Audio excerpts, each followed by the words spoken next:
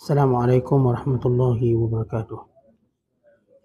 Alhamdulillahi rabbil alamin wal aqibatu lil muttaqin wala udwana illa 'alal zalimin.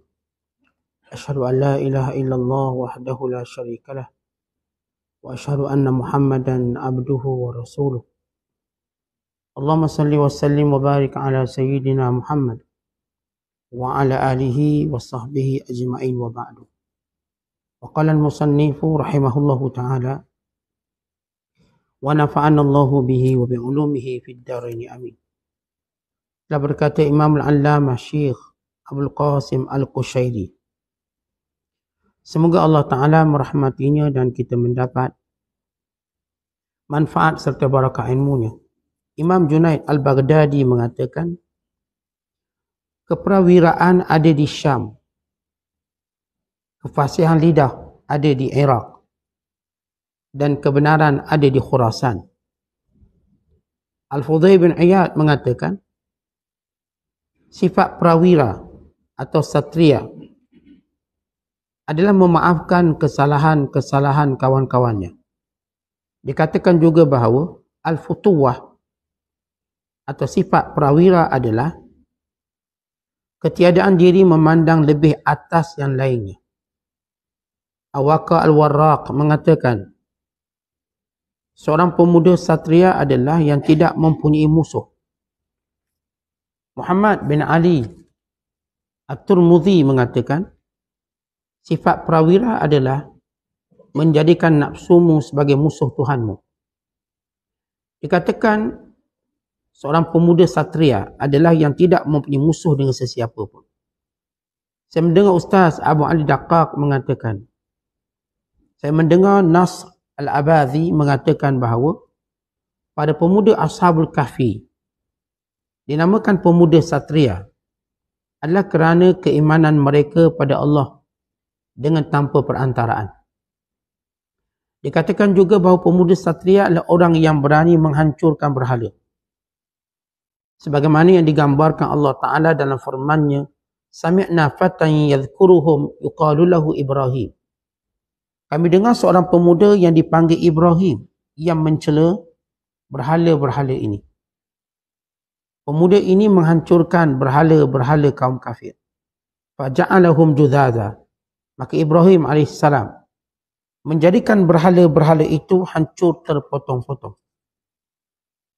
Berhala setiap manusia adalah nafsunya. Maka seseorang yang mampu menentang nafsunya pada hakikatnya adalah seorang satria. Haris Al-Muhasibi mengatakan, sifat prawira, yakni futuwah, adalah kemampuan mengambil sikap tengah-tengah dan adil. Amru bin Usamah Al-Makki mengatakan, sifat prawira adalah budi pekerti yang baik, yang luhur. Junaid Al-Baghdadi pernah ditanya tentang hal ini lalu dijawab, orang yang tidak menjauhi orang miskin juga tidak menentang orang kaya. Abdul Qasim Nasr Abadhi mengatakan, sifat prawira merupakan cabang dari sifat Al-Futuwah yang keberadaannya menentang rasa eksis dan harga diri dan rasa sombong. Muhammad bin Ali At-Tirmidzi mengatakan, sifat satria adalah kemampuan memandang sama antara orang asing dan penduduk asli. Ahmad bin Hanbal ditanya tentang hal ini lalu dijawab, meninggalkan apa yang kamu inginkan kerana apa yang kamu takutkan. Kebetulan, kerana apa yang kamu takutkan. Sebahagian kaum sufi ditanya, apakah yang dimaksudkan Al-Futuwah? Mereka menjawab, tidak membeza-bezakan antara yang makan bersamanya adalah seorang wali atau orang kafir. Setengah kaum sufi menceritakan tentang seorang majusi yang bertamu ke rumah Ibrahim AS. Dia meminta jamuan kepadanya. Ia dengan syarat kamu harus masuk Islam, awak Ibrahim AS. Orang majusi itu tidak mahu. Dia meninggalkan Ibrahim AS lalu Allah menegur Ibrahim AS.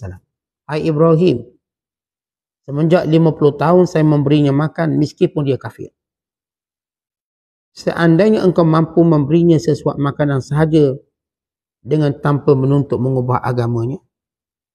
Ibrahim AS merasa bahawa wahyu itu merupakan teguran halus dari Allah. Dia merasa bersalah atas sikapnya terhadap orang Majusi. Ibrahim AS kemudian keluar menelusuri jejak orang Majusi sampai menemukannya. Dia meminta maaf atas sikapnya yang kurang menyenangkan. Si Majusi hairan lalu menanyakan apa sebabnya. Ibrahim AS menjelaskannya hingga akhirnya orang Majusi itu memeluk Islam dengan sendirinya. Muslimin dan muslimat dan penonton yang rahmat Allah sekalian. Bicara kita tentang futuwah. Sifat yang kita sebut itu sifat keberanian dalam melakukan ketaatan pada Allah, sifat semangat,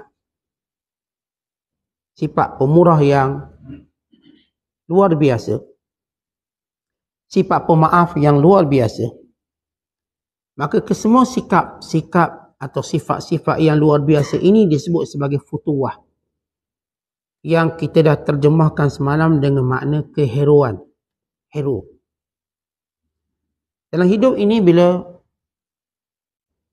kita ingin menjadi hero, berarti kita kena berkorban banyak perkara. Berarti kita memberi manfaat kepada orang lain dalam banyak hal dan keadaan. Berarti kita menggugurkan hak kita untuk hak orang lain. Maka ini sifat futuwah yang ditekankan dalam Islam. Sifat ini persis seperti sifat ishaq. Ishaq, sebagaimana Allah sebut dalam Al-Quran, wa yu'thiruna ala anfusihim walau kana bihim khasasah. Mereka meletakkan keutamaan orang lain lebih daripada diri mereka walaupun mereka memerlukannya. Namun futuwah ini merujuk kepada kepelbagaian sifat dalam diri orang ni. Bila saya katakan orang ni hero, kalau sebut hero, maka ia akan berfungsi pada semua perkara.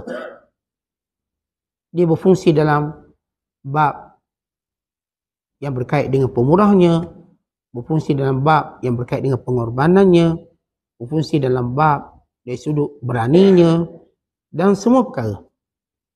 Maka kalau kita lihat cerita hero-nya, berarti kita melihat satu watak yang sempurna.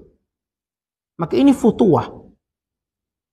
Keinginan seseorang dalam mengatasi segala kelemahan dan alasan dirinya untuk sentiasa berada di hadapan, untuk menjadi golongan-golongan terkehadapan dalam buat kebaikan, yang kita boleh namakan sebagai kelompok elit dalam ketaatan pada Allah depan. Atau kita boleh namakan mereka sebagai as-sabiqun, orang-orang yang terkehadapan, yang mula-mula buat baik.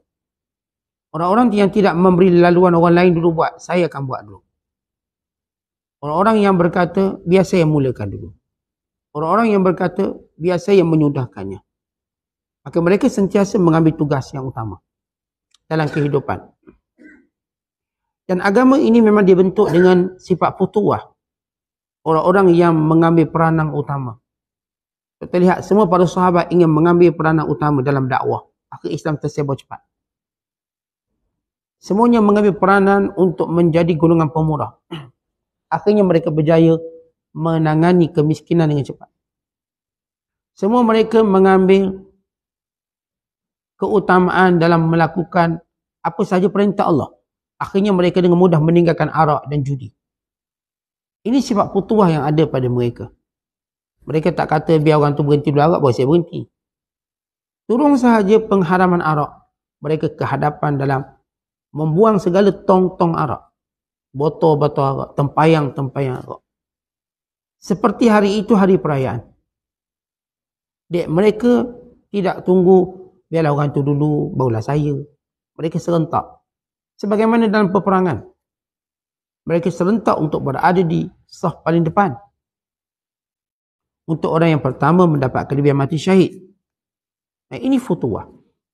Dan kalau kita lihat dalam definisi futuwah, watak-watak dan golongan-golongan ini, kata Imam Junaid Al-Baghdadi, kalau kamu nak tengok sifat kepahlawanan itu, dia ada di negara Syam. Baik Syam, bumi yang diberkati Allah, selepas kota Mekah dan Madinah. Namun pada akhir mataf atau akhir laluan kehidupan orang beriman, Mekah dan Madinah akan ditinggalkan, Syam akan dimakmurkan. Syam wilayah yang Nabi sallallahu alaihi wasallam doakan. Allahumma barik lana fi Syamina. Allahumma barik lana fi Syamina wa fi Yamanina. Ya Allah, berkatilah bumi Syam. Ya Allah, berkatilah bumi Syam.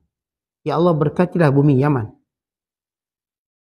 Nabi sallallahu alaihi wasallam mendoakan kemuliaan bumi Syam. Dan di bumi Syam inilah adanya wali-wali Allah yang bernama Abdal. Al-Abdalu fi Syam. Ini wali-wali Allah yang bernama golongan Abdal berada di Syam. Setiap kali mati seorang daripadanya akan diganti. Dan bumi Syam ialah bumi di mana ditegakkan kiamat. Dan bumi di mana berlaku pertembungan antara Islam dengan Yahudi. Dan bumi di mana berlaku pertembungan antara Nabi Isa dengan Dajjal. Bukan bumi di mana pertembungan antara Mahdi dengan tentera-tentera Salibiyah, tentera-tentera Kristian dan Yahudi. Dan bumi di mana menunjukkan kepahlawanan yang tidak pernah tamat. Ia bumi tempat dituai para syuhada yang tidak akan berkesudahan sampai kiamat. Artinya kalau nak cari para syuhada, satu tempat yang tak akan berhenti para syuhada diangkat oleh Allah ialah di bumi Syam. Akan terus ada di bumi Syam itu orang-orang yang mati syahid. Ketika mana tempat lain tak ada. Ini bumi Syam. Baik, di bumi Syam itu ada futuwah. Apa itu futuwah? Ada yang kita sebut tadi, keberanian, sifat pemurah, sifat orang yang menegakkan agama. Segala sifat-sifat yang menunjukkan futuwah yang telah kita bicarakan ada di bumi Syam. Karena itu mereka diamanahkan oleh Allah untuk menjaga Baitul Maqdis. Kan untuk jaga sesuatu mesti kuat. Maka mereka ada futuwah ini. Keberanian, kekuatan, keperwiraan, keheroan. Ini sifat-sifat mereka sehinggalah hari kiamat. Sehingga kita tahu Dajjal pun dibunuh di bumi Syam. Kesudahan akhir kehidupan Dajjal di bumi Syam. Dan kita tahu Nabi Isa turun di bumi Syam. Ia bumi yang akan menjadi konflik dunia. Yang akan mengangkat kemuliaan orang-orang di sana, itu kalangan orang-orang beriman. Lelakinya, perempuannya, kanak-kanaknya. Dan kita pun dah lihat dalam konflik-konflik yang berlaku di bumi Syam sepanjang zaman. Maka bila Junaid Al-Baghdadi berkata, kalau kamu ingin melihat futuwah, lihatlah di bumi Syam. Dan kalau kamu ingin melihat kefasihan bicara, lihatlah bumi Iraq. Orang pandai bercakap. Kat Iraq ni ialah bahasa talaqah. Mereka golongan pandai bercakap. Mereka golongan pandai berhujah. Mereka golongan yang pandai berbalaghah ataupun menyusun perkataan yang indah-indah. Ini kelebihan orang-orang Iraq. Mereka telah dilatih untuk fasih berbicara. Dan kalau nak lihat sifat benar, as-sidqa yang ada di Khurasan. Apa maksud sifat benar yang telah kita bicarakan? Orang yang tidak tahu menipu. Mereka bersifat benar dengan kawan mereka. Bersifat benar dengan diri mereka. Apa yang mereka cakap, itu yang mereka buat. Mereka tak ada istilah double meaning, tak ada. Yang dia cakap itu dibuat. Ini sifat as-sidq. Ada pada bumi Khurasan. Maka ketiga-tiga tempat ini melahirkan ramai para ulama, ramai orang-orang soleh. Bukan ramai yang kita sebut sebagai teras-teras dunia. Yang memuliakan umat ini. Kemudian kata setengah ulama, antaranya Fudail bin Iyad. Maksud futuwah ialah golongan yang suka memaafkan orang lain. Al-afu an atharatil ikhwan. Contoh di antara sifat yang susah memaafkan. Ini bukan sifat yang senang. Sifat ni yang boleh buat ialah orang yang berjiwa hero je boleh maafkan orang. Setelah kita disakiti atau kita dianiaya, lalu kita pun nak maafkan orang, ia bukan satu benda yang mudah. Tapi orang yang punya futuwah boleh. Dia boleh memaafkan, bahkan boleh melupakan. Kerana itu disebut dalam hadis Nabi sallallahu alaihi wasallam, "Ma zadallahu 'abdan bi afwin illa izzah. Setiap kali seorang hamba memaafkan orang lain, kata Nabi SAW, Allah akan angkat dia. Allah beri dia izzah, kemuliaan. Secara zahir kita nampak memaafkan seperti nampak lemah. Bila kita sebut tak, saya dah maafkan dia, macam nampak lemah je kita, sebab kita macam tak nak berlawan. Tidak, di sisi Allah kita mulia. Dan watak memaafkan ini khususnya indal maqdirah, ketika mana kita mampu membalas balik. Memaafkan ketika mana kita tak mampu balas balik, ia mulia. Tapi ketika kita boleh balas semula, kita mengambil sikap memaafkan. Pada waktu dia kaya, kita minta tolong, tak nak bagi. Dia hina-hinanya kita, contohlah. Kemudian Allah pula kayakan kita. Dan dia pula miskin. Maka datang untuk minta tolong. Kita tolong dia, tanpa kita ungkit. Kerana kita berbeza, kita futuah. Kalau kita ungkit, kita kata, lah dulu awak, masa saya susah, awak tak tolong pun, sekarang minta tolong saya. Ini belum ada futuah. Kerana futuah tidak akan even mengungkit kesalahan lama. Ketika mana dia mampu memaafkannya tanpa menyebut. Itu biasa. Orang macam kita mungkin maaf. Tapi kita menunggu masa untuk ungkit balik. Ungkit balik. Untuk apa? Melemahkan dia. Sebab dengan cara itu kita rasa kita kuat. Kita tak kuat. Selagi mana kita ungkit kesalahan orang, kita tak kuat. Dan kita tak akan melemahkan dia, melainkan menambahkan permusuhan dia. Maka caranya ialah, bila kita benar memaafkan, kita ada cara yang perlu kita ikuti. Bila kita memaafkan, maka belajar tidak menyebutnya kembali kesalahan. Yang kedua, bila mana kita memaafkan, maka jangan melakukan macam dia. Apa dia buat? Dia buat kutuk, maki sekian. Kita tak buat macam tu. Kita tak buat macam dia buat. Kalau kita buat, kita sama, cuma kita berbeza zaman. Berbeza keadaan. Yang ketiga, bila mana kita sudah maafkan orang, maka tidak kita mengaibkannya pada orang lain. Dia dulu buat jahat, tapi saya maafkan. Tidak mengaibkan. Dia seperti cerita itu dah padam. Tak ada. Maka ini sifat orang yang punya futuah, yang memaafkan. Dan bila Allah sebut dalam Quran, bila Allah menyatakan, وَلَمَنْ صَبَرَ وَغَفَرَ إِنَّ ذَلِكَ لَمِنْ أَزْمِ الْأُمُورِ. Surah Syura pada ayat 43 kata Allah, dan orang-orang yang benar-benar sabar dan memaafkan. Maka ini ialah suatu perkara yang besar, kata Allah. Inna dzalika la min azmil umur. Ini benda besar, tak boleh buat orang biasa. Ia orang hero je boleh buat. Tapi bila kita sebut hero tadi, hero ni mesti dia buat benda yang orang biasa tak boleh buat.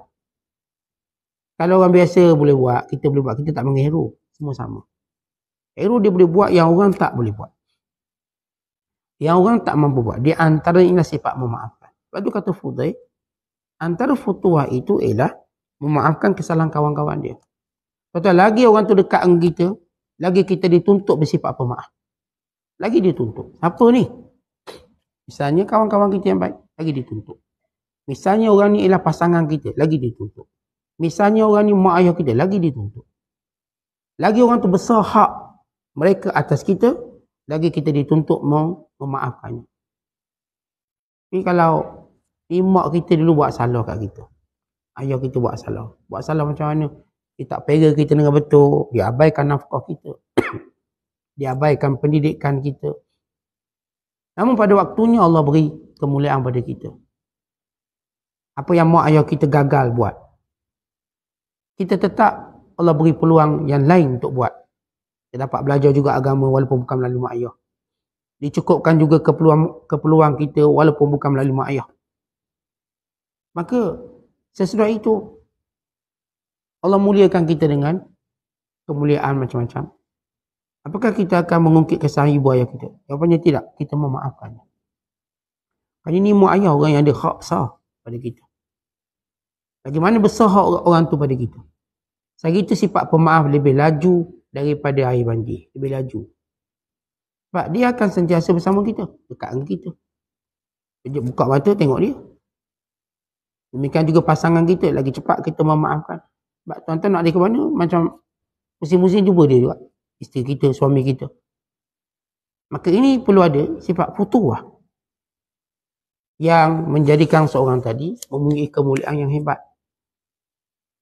Dan setengah ulama menyatakan, perkataan futuwah ini merujuk la tara li nafsika fadlan ala ghairika. Kita tak pernah melihat kita lebih mulia pada orang lain. Ini juga futuwah. Tak pernah kita tengok kita lebih mulia pada orang lain. Tak pernah kita lihat bahawa kita layak dilayan dengan lebih baik daripada orang lain. Kalau kita merasakan demikian, maka dalam diri kita ada futuwah. Kenapa? Kerana kita bukan mulia dengan layanan orang.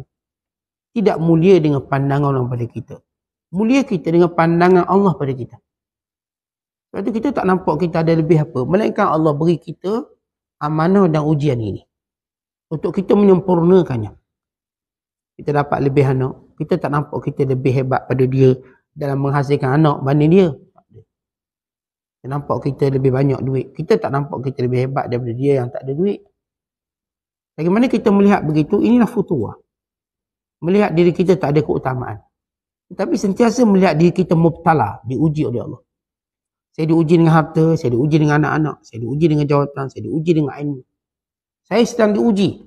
Tetapi bila kita diuji, kita tak rasa kita mulia. Kita rasa kita ada tanggungjawab besar untuk menyelesaikannya. Kita diuji panjang umur. Kawan-kawan kita semua pendek umur. 40 meninggal, 50 meninggal. Kita sampai ni dah 60. Alhamdulillah, sakit pun tak ada. Apakah kita rasa kita mulia pada kawan-kawan kita? Sebab kita pandai jaga kesihatan, kawan tak pandai. Jawapannya tidak. Kita diuji dengan umur yang panjang. Untuk buat sesuatu yang mungkin kita belum selesai. Kawan-kawan kita sudah pun selesai buat apa yang Allah perintah. Kita belum. Lepas itu kita takut tak dapat menyelesaikan dengan baik. Baik kelebihan pada harta, pada pangkat, kelebihan pada usia, kelebihan pada tenaga, kelebihan pada semua perkara. Maka ini futuwah. Dan setengah ulama menyatakan futuwah itu ialah kita tak ada musuh. Dalam hidup ini kita tidak mencipta musuh. Bahkan Nabi kata apa? La tatamannau liqa'al adu wasallallahu al-afiyah. Jangan pernah bercita-cita nak jumpa musuh. Minta selalu afiat. Kata kita declare dalam hidup kita, saya tak nak musuh siapa-siapa. Letak benda tu sebagai piagam hidup. Syiar hidup. Saya tak nak musuh siapa-siapa. Kalau tuan-tuan letak benda tu depan, tuan-tuan akan lihat bumi ni luas. Tapi kalau kita letak, saya tak kira siapa yang agak-agak tak setuju saya, musuh saya. Maka ini orang yang hidup sempit. Tuan-tuan, betapa banyak kita bermusuh hanya pada perkara yang kecil. Teknikal dan perbezaan pandangan pendapat. Yang tidak menguntungkan kita dan tidak juga menguntungkan dia. Bukan tidak menguntungkan umat ini. Tentang perbezaan satu benda fitrah yang berlaku. Perbezaan tidak mendorong untuk kita bermusuh. Perbezaan mendorong kita untuk saling menghormati. Oh, dia juga pandai. Dia juga ada idea dia. Dia orang ni ada idea. Cuma saya tak setuju idea dia. Tapi dia orang punya idea. Dia ada kupasan dia, ada ilmunya. Tapi saya tak setuju dengan ilmunya. Tak setuju dengan ilmu bukan bermaksud menjadi musuh. Kalau kita saling mencela.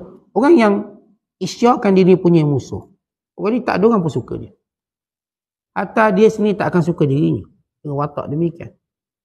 Kalau kita bawa watak damai, watak tak nak musuh.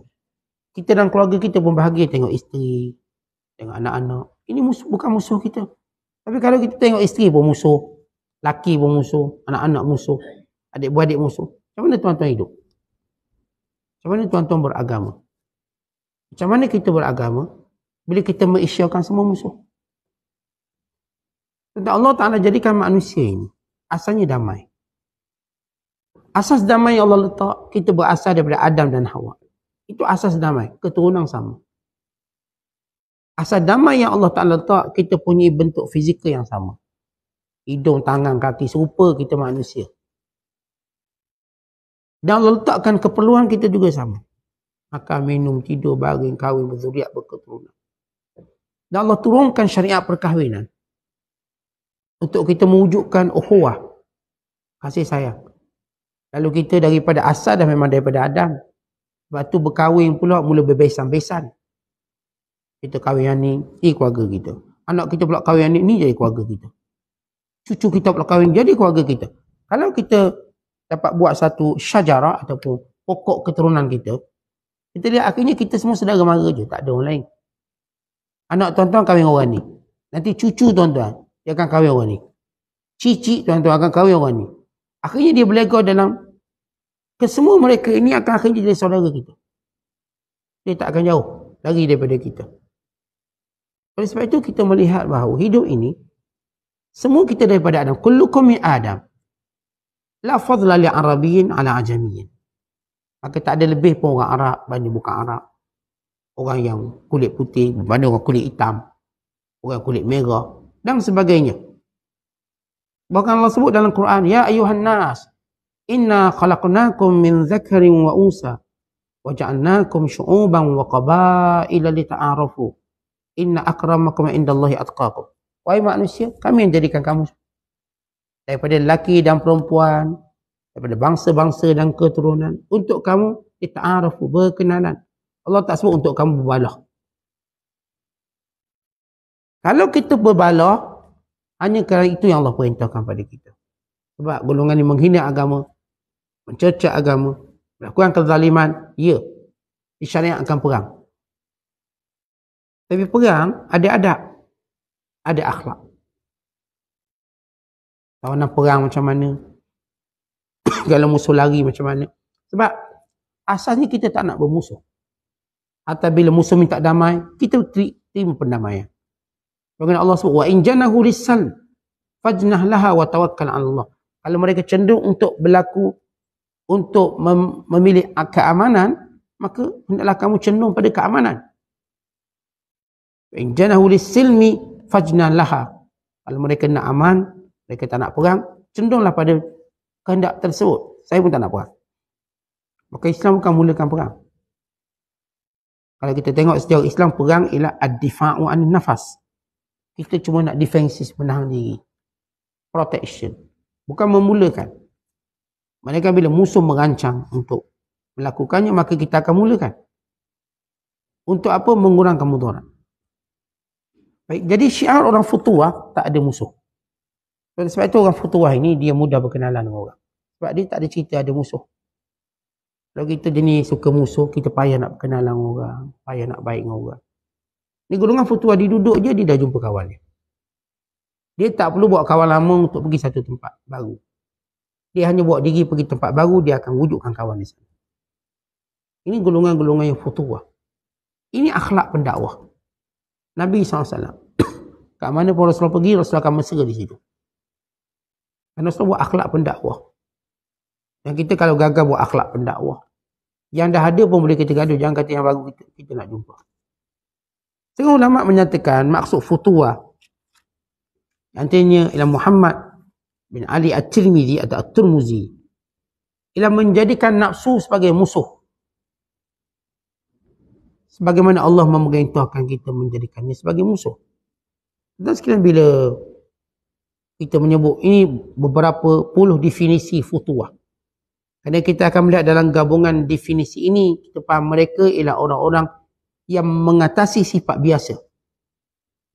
Tuan-tuan sebut futuwah, orang-orang yang mengatasi sifat biasa untuk menjadi luar biasa dalam penghasilan ketakwaannya pada Allah.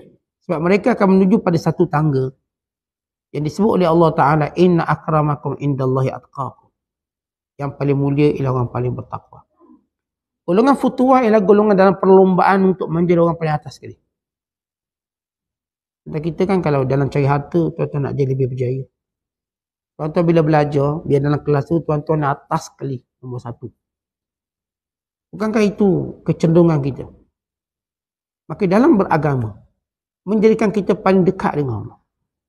Lalu kita berlomba-lomba dalam mencari darjat ini.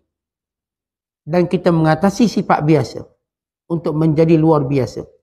Yang kita sebut semalam, tiada alasan. Bukan cerita tua, bukan cerita sakit. Ceritanya ialah kehendak. Hatta zaman Rasulullah, sahabat-sahabat yang sakit dipapak oleh dua lelaki untuk datang solat berjemaah. Lalu ketika mana mereka solat, mereka dipapak dan kadang dipapak. Naknya datang. Kenapa? Mereka ni bukan orang biasa-biasa. Yang datang dengan dipapak solat jemaah, solat berjemaah, Cuba kita cari zaman kita sekarang. Yang berusaha datang dalam keadaan dipapah. Mereka yang buta yang datang dengan letak tali daripada masjid ke rumah. Maka kita jumpa ada orang buta datang solat lagi ni. Sungguh-sungguh. Kalau ada itu futuah. Kalau orang buta mudah saja menjadikan alasan buta. Dan kita pun tak kata apa. Oh, dia buta. Dia buta. Dengan mudah. Tapi bila dia datang, apa maksudnya? Ini golongan yang futuah. Dia telah berjaya mengatasi kebiasaan. Orang-orang yang menjadikan buta sebagai alasan dan sebab. Sebab itu dalam beragama, kita selalu sebut bahawa tiada alasan. Kita sedang mencari keluar biasaan dalam beragama. Inilah dia semangat futuah. Semangat keperwiraan, semangat keheruan, semangat keberanian. Semangat yang kita gunakan untuk agama. Sebab sifat heru ni kita guna semua dalam urusan dunia kita. Tu sanggup panjat bumbung, sanggup pergi tempat bahaya, suka sukan-sukan ekstrim, sukan lasak, nak tunjuk kita bagus, kuat. Kita suka sukan-sukan yang mencabar. Tapi bila datang hal agama, kita tak nampak mana cabaran dalam agama. Sebab kita tak mencabar diri kita untuk menghasilkan sesuatu dalam agama. Tak cabar. Tapi kalau urusan dunia siap. Ajak hiking berapa kilometer pergi. Maksudnya nak tunjuk dia gagah, kuat. Ajak berenang pergi. Ajak masuk hutan, berkemah dalam hutan pergi. Apa benda kita tak pergi kalau hal dunia. Kita nak tunjuk kita lasak. Daki gunung berapi. Dia tahu gunung berapi tempat meletup. Dia daki. Akhirnya meletup mati. Bagi mereka hero. Yang tuan-tuan dengar baru ni. Yang grup yang mendaki gunung berapi. Tiba-tiba meletup. Puluhan mati. Tapi mereka dianggap hero. Kerana, oh ini berani. Kita logiknya dah gunung berapi. Tuan-tuan nak daki buat. Logik. Tapi bagi mereka, inilah dia. Keberanian kami. Sebab itu kita tanya balik. Mana keberanian kita dalam hal agama? Kita dah buktikan segala keberanian dalam hal dunia.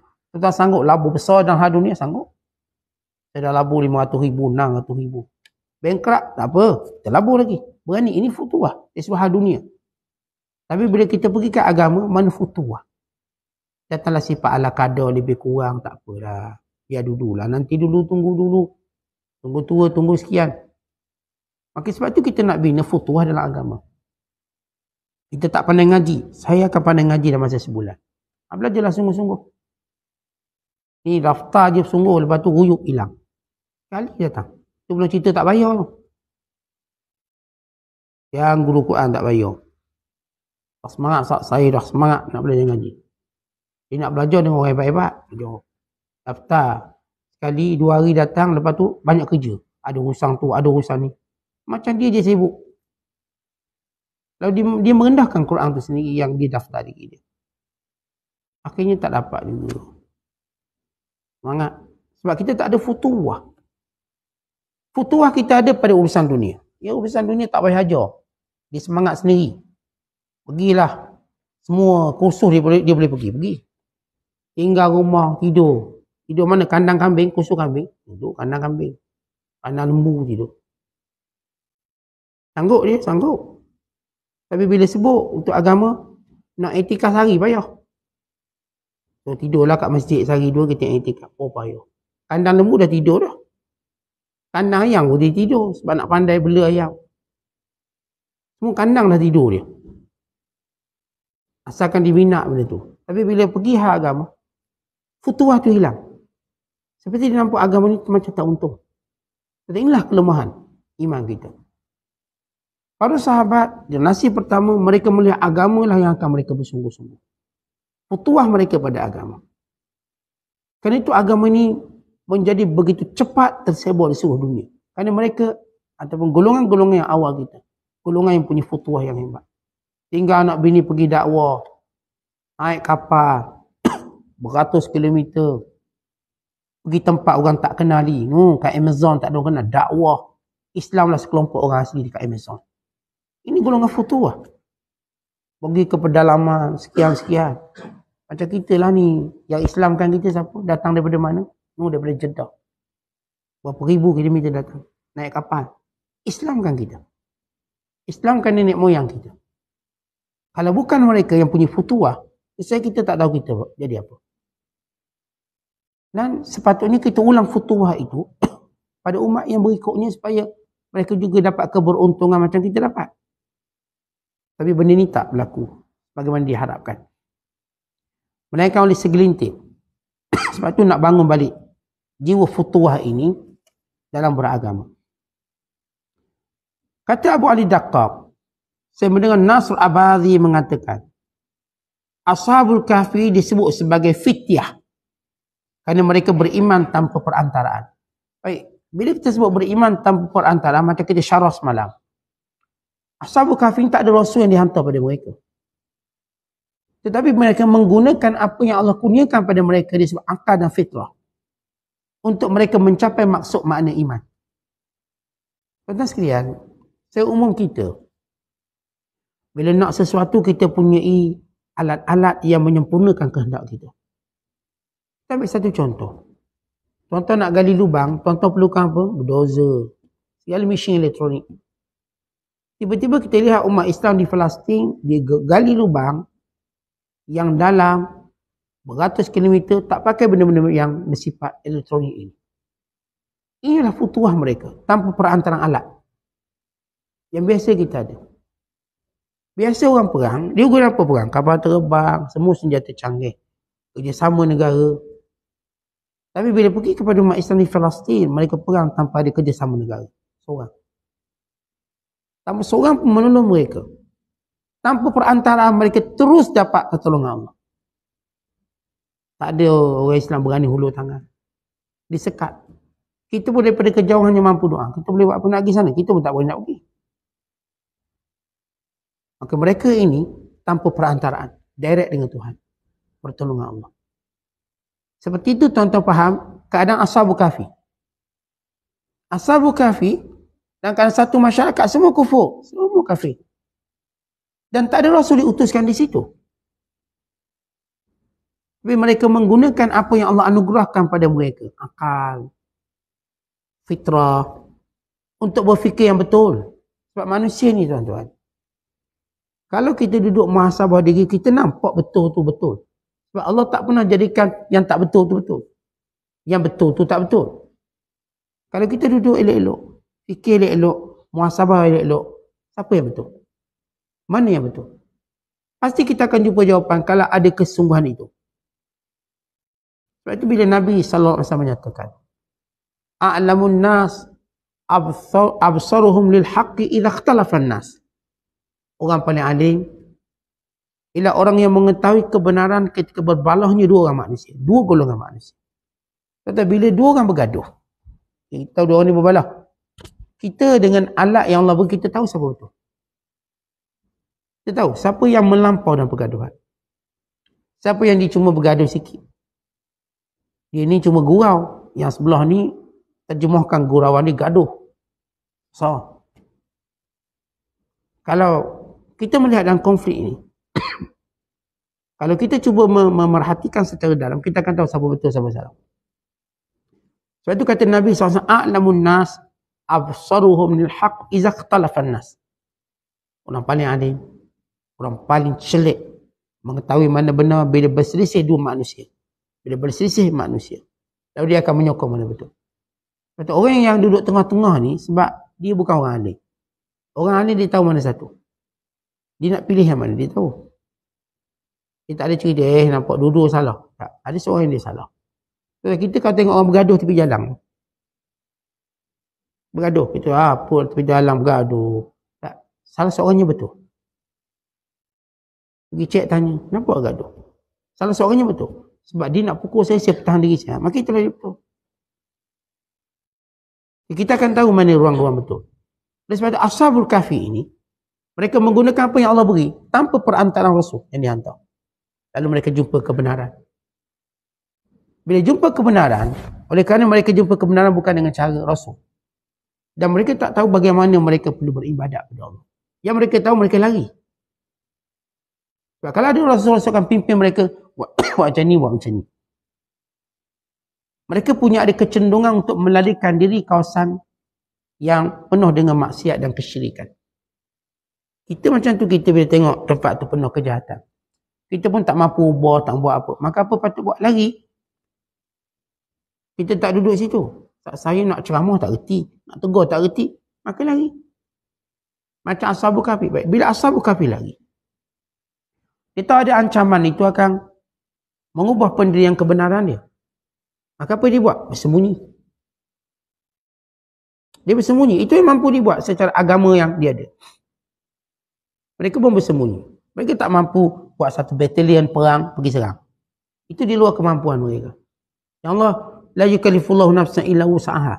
Allah tidak membebankan seseorang melainkan dengan kemampuannya. Lalu mereka bersembunyi. Baik. Bila mereka berada dalam kahfi, apa mereka nak buat dalam gua? Apa mereka nak buat? Mereka nak belajar, mereka tak tahu. Cuma mereka ada satu fitrah keimanan mereka pada Allah. Maka mereka serah pada Allah. Maka apa yang Allah lakukan pada mereka? Allah tidurkan mereka. Tidur Ashabul Kahfi adalah ibadat dan adalah keajaiban yang hebat. Selama 309 tahun. Dia bukan tidur 3 jam. Tidur 3 jam, tidur orang penat. Tidur 6 jam. Mungkin itu tidur malam. Tidur sekian-sekian. Tapi ini 309 tahun. 309 tahun dengan bahasa mudah mati. Tapi bukan mati, tidur. Allah selamatkan agama Ashabul Kahfi dengan tidur. Ini yang kita sebut. Ashabul Kahfi ini orang yang mendapat keimanan tanpa perantaraan. Direct daripada Allah. Bukan ada Rasul, bukan ada Nabi. Yang saya dah sebut semalam, sepakat ulama, Ashabul Kahfi pun bukan Nabi. Mereka ialah para wali Allah. Mereka ini bukan Nabi, bukan Rasul. Bagaimana Allah Ta'ala jaga agama mereka? Sebab mereka yang sifat pemuda menggunakan segala akal dan yang fitrah yang diberikan oleh Allah untuk mencari sesuatu yang paling tinggi dalam nilai kebenaran. Ini futuwah. Futuwah ini kita gunakan akal semaksimumnya untuk cari kebaikan dalam hidup. Otak kita ni, akal kita yang jarang kita gunakan untuk hal agama. Kita banyak gunakan hal dunia. Kadang-kadang hal dunia pun tak guna juga. Kita biarkan otak kita tanpa berfungsi. Kita cuba perah keringat otak dan akal kita dalam mencari kebaikan agama. Akhirnya tuan-tuan akan lihat peranan tuan-tuan. Apa peranan saya dalam menjaga agama ini? Dan demikian juga disebut tentang futuwah itu ialah sifat berani dalam menghancurkan berhala. Ini berani. Ketika mana Allah Ta'ala memuji Ibrahim, Allah menyebut Ibrahim dengan Ibrahim AS, dia menghancurkan berhala pada zaman mudanya. Sehingga ketika mana kaum Namrus pergi ke satu perayaan. Bila perayaan mereka keluar daripada bumi Babylon. Hanya Ibrahim di situ. Dan Ibrahim mengunjungi kuil terbesar mereka. Yang menempatkan berhala-berhala yang banyak. Lalu Ibrahim AS tanpa ragu-ragu ambil kapak, hancurkan semua. Faja'alahum judhaza. Dia bukan hancur biasa tu, hancur kecai. Kadang judhaza, lebur. Hancur, lepas tu letak kapak pada berhala paling besar sekali. Berhala paling besar sekali. Yang kecil-kecil ni habis. Lalu mereka balik daripada perayaan agama, mereka pergi ke kuil. Ibu tengok, kerana Ibrahim dia masuk rumah berhala diraja. Bukan rumah berhala yang tepi jalan tu. Sehingga menjadi perhatian Raja Namrus. Akhirnya mereka bercakap sesama mereka, siapa yang lakukannya? Lalu Allah merakamkan kata-kata mereka. Sami'na fatan. Kami dengar ada seorang pemuda. Yadhkuruhu. Disebut namanya. Yuqalu lahu Ibrahim. Katanya namanya Ibrahim. Lalu mereka pun sepakat memanggil Ibrahim AS. Memanggil Ibrahim. Baik, apa kata Ibrahim? Ibrahim AS, dia bukan berani menghancurkan berhala. Bukan dia berani bertanggungjawab atas perbuatan. Dan cara dia bertanggungjawab dengan cara yang agak unik. Sebab dia bukan tu kata, saya lah buat semua. Itu nampak sombong dia. Itu nampak macam nak tunjuk kuat dia. Tapi dia buat melakukannya untuk bagi hujah kepada kaumnya.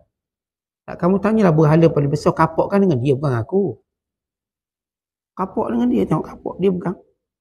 Sebab kalau kamu kata dia Tuhan, maka dia akan berkuasa untuk menghancurkan semua saingan-saingan dia ini. Dan dia berhala paling besar. Kamu tanyalah dia. Ibrahim suruh tanya, kalau betul Tuhan, maka dia akan jawab. Tanya dia. Dan mereka tundukkan kepala. Kenapa? Terkena. Itulah yang Ibrahim nak, bukan berhala tu. Mereka berfikir, berhala ini bukan Tuhan. Kalau Tuhan, masih kan boleh dihancurkan semudah itu. Semudah itu dihancurkan dengan dunia ini sekali. Bukan sikit. Bukan salah orang ni, hancur terus. Kalau potong jari sikit-sikit itu okey. Ini habis. Faja'alahum juzadha. Kemudian menjadikan ia berkecai. Baik Allah ketika mana menyebut tentang Ibrahim, disebut perkataan fata. Fata daripada futuwah. Orang muda. Berarti di sini orang muda yang berani buat perubahan. Orang muda itu berani menghancurkan berhala. Dan kata Imam Qushairi, berhala yang kita maksudkan ialah berhala kenapsuan dalam diri.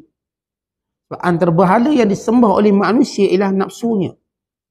Afara'aita man ittakhadha ilahahu hawa wa adallahu Allahu ala ilm. Tidakkah kamu melihat orang-orang yang menjadikan hawa nafsunya sebagai Tuhan? Dan Allah menyesatkan dia walaupun dia punya ilmu. Walaupun orang tu ada ilmu, bak nafsu ikut belaka. Walaupun nafsu membinasakan. Tengok arak sebagai contoh. Bukan orang bodoh minum arak. Doktor pun minum arak. Kalau dia kafir.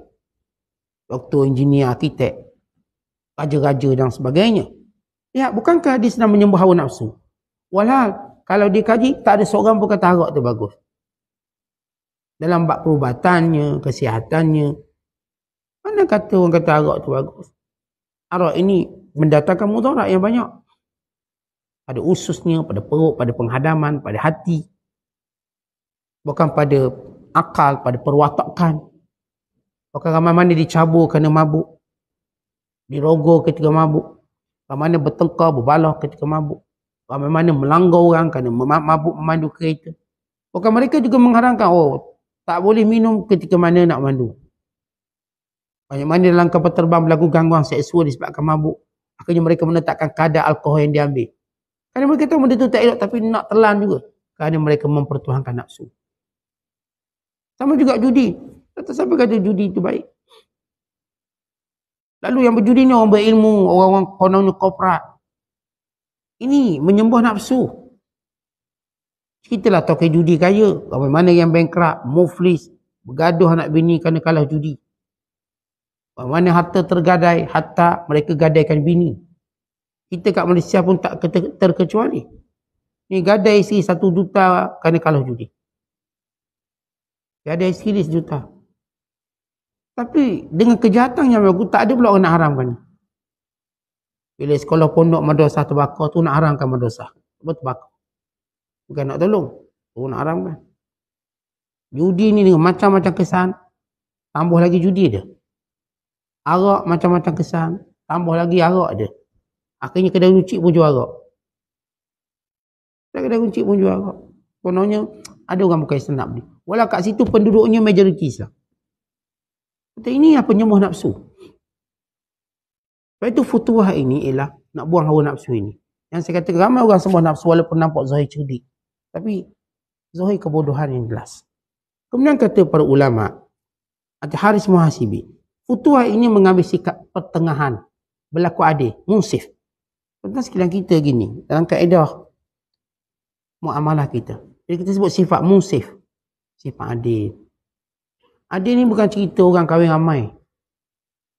Adil ni merupakan sifat yang mesti ada pada orang Islam. Walaupun kalau kita cerita dalam rumah tangga adil, mesti tuan-tuan cerita ini mesti isi 2 ke atas. Adil itu ialah meletakkan sesuatu pada tempatnya. Sebagai seorang anak perlu berlaku adil pada ibu dan ayah dia. Letakkan sesuatu pada tempatnya. Sebagai seorang suami, dia tahu nak letak isteri dia kat mana. Sebagai isteri, dia tahu nak letak suami dia kat mana. Dia berlaku adil. Kalau isteri angkat suara ke suami, tengkeng suami, dia tidak berlaku adil pada suami dia. Itu kan suami awak. Dia yang terima akad nikah. Dan dia menerima pertanggungjawaban. Bukan dia yang kena kontrol dia awak. Kalau awak nak kontrol dia, awak yang terima akad nikah hari tu. Awak kata, aku terima nikahnya. Salman bin Ali dengan sekian-sekian. Jangan bagi suami jawab. Akad untuk ni, jangan bagi ni. Saya nak kontrol lelaki saya. Dia saya tanggungjawab nikah. Kita tahu tak akan berlaku begitu. Yang jawab lelaki. Apa maksud jawab lelaki? Dia akan mengambil tugas tanggungjawab. Macam serah tongkat ni. Tua. Serah watikah pelantikan pada ketua. Awak bawah tengok. Watikah diserah. Nak bawa satu armada, nak bawa satu bahtera. Maka si perlu berlaku adil pada suami dia. Jangan duk kata ke suami, awak tak adil, awak tak adil. Awak sendiri isteri berlaku adil. Cakap, jangan angkat suara pada suami. Cakap, jangan mengarahkan suami. Setiap bila pula pekerja bawah nak arahkan bos. Dia bos pandai pula dihormat. Yang suami tak reti nak hormat. Bos kata macam-macam, tahan telinga. Suami baru tegur sikit, koyak hati dia. Berlaku adil. Kenapa tak berlaku adil? Dengan pasangan cepat je kecil hati. Dengan bos kita, kutuk kita, maki kita, okey. Kita kena kuat. Jiwa yang koyak baru berjaya. Kita ni. Suami baru tegur sikit, awak ni lambat solat subuh. Kecil hati 2 hari tak tegur. Suami baru tegur sikit, sekian-sekian. Kita punya kecil hati lain macam. Berlaku adil. Berlaku adil. Dalam hal ini berlaku adil. Yang setiap orang kena berlaku adil. Suami berlaku adil pada isteri. Dia tahu isterinya siapa. Takkanlah dibebankan kerja semua pada isterinya. Dan kadang dia rehat. Okey, sekarang masak, lepas tu basuh. Dia pun goyang kaki. Berlaku adil. Nabi SAW mengajar. Kalau kamu menyuruh sesuatu yang dia tak mampu buat, kamu kena tolong dia. Kalau dia mampu buat, tak apa. Kalau dia kita pun tak mampu buat. Anak kendong kiri, tangan kanan goreng Maggi kita. Misalnya. Goreng telur kita. Maka berlaku adil. Ambil lah anak tu. Berlaku adil. Isteri kita basuh pakaian lagi dia. Lepas tu dia nak buat tu. Berlaku adil. Biar dia basuh pakaian, kemudian ajak dia makan kat luar. Berlaku adil. Maka bila kita letak suatu tempat berlaku adil. Maka ini dipanggil golongan musif. Inilah dia jiwa keperwiraan. Futuwah. Yang disebut oleh Haris Muhasibi. Iaitu mengambil sikap tengah dan adil. Adil. Kalau kita ni tu adik-beradik. Berlaku adil pada adik-beradik kita. Apa maksud berlaku adil pada adik-beradik kita? Tentang adik-beradik kita ni ada abang, ada kakak. Hormat dia sebagai abang dan kakak. Berlaku adil. Ini abang kita, dia ni kakak. Dia pernah berjasa pada kita. Mungkin zaman kita kecil. Mak kita suruh abang kita jaga kita. Dia duduk tengok kita, jenguk kita, jaga kita. Maka berlaku adil pada mereka. Kalau ni adik kita pula berlaku adil pada adik kita. Tentang konsep adil. Bukan konsep yang berkait pada satu nilai. Ia berkait pada kehidupan. Kehidupan kita berlaku adil. Pada semua orang kita akan berlaku adil. Apa maksud adil? Letak sesuatu pada tempatnya. Kalau letak sesuatu pada tempatnya, tuan-tuan berlaku adil. Tapi kalau tak letak pada tu, kita tak berlaku adil. Maka kita bukanlah golongan futuwah. Kemudian kata Syekh lagi, antara ulama bernama Amru bin Usman al-Makki. Yang dimaksudkan dengan futuwah ialah akhlak yang baik. Sebab akhlak yang baik kita lawan nafsu. Akhlak yang baik kita lawan kita punya ego kita. Dan kita nak buat akhlak baik. Kalau ikut kita nak cakap tengking-tengking. Tapi bila fikir akhlak baik, cakap tahan suara. Kalau ikut kita tuan-tuan nak maki hamu. Bila kita akhlak baik, buang maki hamu. Akhlak baik ini ialah jiwa keheruan seseorang. Terutamanya pada keadaan dia rasa nak melakukannya secara kasar. Tapi kerana dia melihat kemuliaan akhlak. Maka dia memilih akhlak yang baik. Junaid al-Baghdadi, waktu ditanya apa itu futuwah? Dia kata jangan menjauhi orang miskin. Dan jangan juga menentang orang kaya. Apa maksud dia? La tunafiru miskinan atau fuqara. Wala tu'arid al-aghniya. Jangan kerana watak kita orang miskin pun lari. Dan jangan juga kerana watak kita hanya kita nak bersailang dengan orang kaya. Tidak. Tapi bagaimana kita menjadikan dua-dua ini berfungsi? Saya akan satukan orang kaya dengan orang miskin. Orang miskin tidak terhina dengan kemiskinannya. Orang kaya tidak sombong kekayaannya. Orang miskin melihat tanggungjawabnya mendoakan pada orang kaya. Orang kaya melihat tanggungjawabnya menolong orang miskin. Kita dah sebut. Imadud dunia arba'ah. Kata dunia ni tertegak dengan 4 perkara. Tertegak dunia ini, tak hancur. Yang pertama ialah dengan ilmu ulama, ilmu para ulama. Yang kedua ialah adlul umara, keadilan pada pemimpin. Dan yang ketiga ialah sakhawatul aghnia, pemurahnya orang kaya. Yang keempat ialah da'watul fuqara, doa orang-orang miskin. Baik, 4 ini terbina tertegak dunia ni tak hancur. Dunia ni masih ada, tak kiamat lagi. Bila ada ilmu ulama, setiap benda kita buat berdasarkan ilmu ulama. Dan bila ada pemimpin yang naik untuk bersikap adil pada semua orang, maka sekali itu bumi ini akan tertegak. Bila ada orang-orang kaya yang sentiasa pemurah, dan bila ada orang miskin sentiasa mendoakan kepada orang-orang kaya yang pemurah, mendoakan kepada para ulama yang menyebarkan ilmu, mendoakan kepada para pemimpin yang adil. Kerana kekuatan orang-orang miskin ialah doanya. Kekuatan para ulama ialah pada ilmunya. Kekuatan para pemimpin pada adilnya. Kekuatan orang kaya pada pemurahnya. Kata orang kaya, kalau dia baik akhlak macam-macam tapi kedekut, orang takkan nampak nilai kaya. Ini bagus, masjid awal, ngaji Quran, tu ilmu. Melainkan dia kedekut. Maka kita kata dia tak termasuk dalam makna kaya. Kedekut. Kerana orang kaya terkenal dengan sifat pemurah. Maka watak itu dikenali orang kaya. Orang kaya bukan dikenali watak kedekut. Kalau kedekut tak baik jadi kaya. Bila Allah angkat kamu jadi kaya, berarti Allah suruh kamu jadi pemurah. Itulah watak yang sesuai untuk kamu. Dan kalau Allah beri kamu jadi ulama, maka watak sesuai kamu ialah ilmu. Sebarkan ilmu. Kalau Allah beri kamu kuasa, maka watak sesuai ialah kamu sebarkan keadilan. Bukan main golf. Bukan karaoke. Sebarkan keadilan. Kan itu watak kamu. Jangan watak tu bertukar je pelakon pula. Watak kamu berlaku adil. Kalau kamu namanya orang miskin, maka jangan putus-putus berdoa pada Allah. Kerana kekuatan kamu pada doa. Doa antara kamu dengan Allah tak dihijab. Maka lihat gabungan ini. Kalau kita adun, dia menjadi suatu resepi yang paling menarik. Adun ilmu ulama, adun keadilan pada pemimpin, adun pemurah orang kaya dan adun doa pada fuqara. Nescaya kita akan melihat kesempurnaan dunia. Maka inilah futuwah. Berarti kita mendekatkan orang miskin dan orang kaya. Kalau saya kenal orang kaya, untuk saya jadikan orang kaya ini jambatan pada orang miskin. Kamu tolong dia. Saya kenal orang miskin, saya kata kamu doakan untuk dia. Maka sebagai seorang yang ada futuwah, dia menjadi jambatan pada orang kaya dan orang miskin. Ini futuwah. Dia menjadi jambatan. Dia bukan ajar orang miskin, jom kita pakai rompak orang kaya. Orang kaya, jom kita pakai hina orang miskin. Kita hambakan dia. Kan? Saya jambatan antara dua golongan ini. Maka inilah dia jiwa futuwah. Maka orang kaya melalui jambatan saya untuk menolong orang miskin. Orang miskin melalui jambatan saya untuk mendoakan pada orang kaya. Ini siapa bagi saya nak doakan? Awak doakan dia. Kepada Allah mustajabkan doa awak. Ini dia futuwah yang kalau kita lihat dalam puluhan definisi tadi.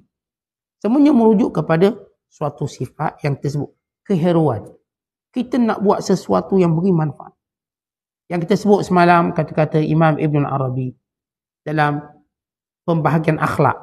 Ada akhlak yang bersifat kebaikannya boleh pada orang lain. Kita bukan nak akhlak untuk diri kita. Akhlak yang membolehkan orang lain mendapat manfaat. Maka inilah futuwah. Berakhlak dalam menjadikan manfaat itu pada orang lain. Bukan berakhlak untuk kita. Kita bukan jenis ambil kosmetik, ambil alat solat, duk solat muka kita lawa dah cukup. Ia bukan macam tu. Kita bukan nak solat muka kita nak lawa. Kita nak lawakan semua.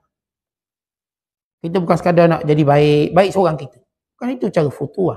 Kita nak jadikan orang juga baik dengan akhlak. Maka itu futuwah. Ia berkait dengan bagaimana manfaat itu berhubungan dengan orang lain. Bagaimana akhlak yang berhubungan dengan orang lain. Bagaimana kebaikan yang berhubungan dengan orang lain. Maka ini namanya futuwah. Dalam mendekatkan diri pada Allah. Wallahu a'lam bishawab. Assalamualaikum.